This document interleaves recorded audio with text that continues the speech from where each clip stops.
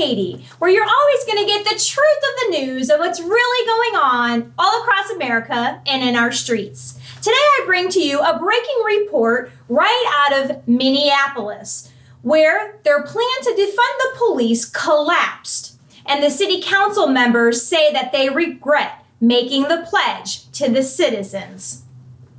Minneapolis, Minnesota's plan to defund and then disband their local police force has collapsed, according to the New York Times report from over our weekend. Some of the Minneapolis City Council members who pledged to abolish the city's law enforcement, including the City Council president, now say they regret making that promise. The Times headline blares that the pledge to dismantle the police department has collapsed and notes that a majority of city council members promised to end policing as we know it. After George Floyd died while in custody of the Minneapolis Police Department, but instead, though they became a case study in how idealistic calls for structural change can falter. Back in June, the Minneapolis City Council was clear that the Minneapolis Police Department was on borrowed time. The City Council President Lisa Bender, a self-described progressive, told residents that she had a vision of a transformative new model of public safety. That's interesting. And now famously added that anyone worried that a lack of law enforcement would result in a spike of crime. I'm glad she came to her senses. Now, at the time, Miss Lisa even challenged her fellow council members to stick with the plan to dismantle the police.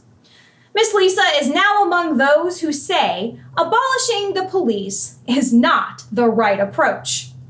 One of the 9 members who supported the pledge in June said that the language in the pledge was up for interpretation and that even among council members soon after the promise was made, it was clear that most of us have interpreted that language differently.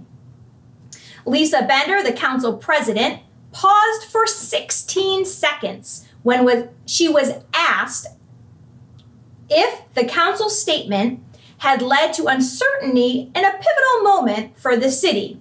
She responded by saying, "I think our pledge created confusion in the community and in our wards." Over the last month, Minneapolis officials have moved to formalize a retreat that has quietly played out in Minneapolis in the months since Floyd was killed by the police and the ensuing national uproar over the treatment from law enforcement. But national polls showing a decreasing support for Black Lives Matter since a sea of change of goodwill in June. In Minneapolis, the most far-reaching policy efforts have all but collapsed.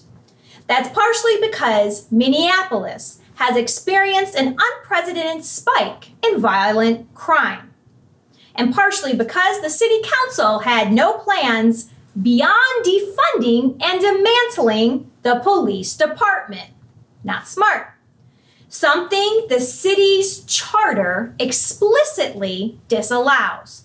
Now, a charter, which every city in America has, is a document that defines the organization, the powers, the functions, the essential procedures of the city's government. It is comparable to the Constitution, and the Charter is the most important paper and document of any city.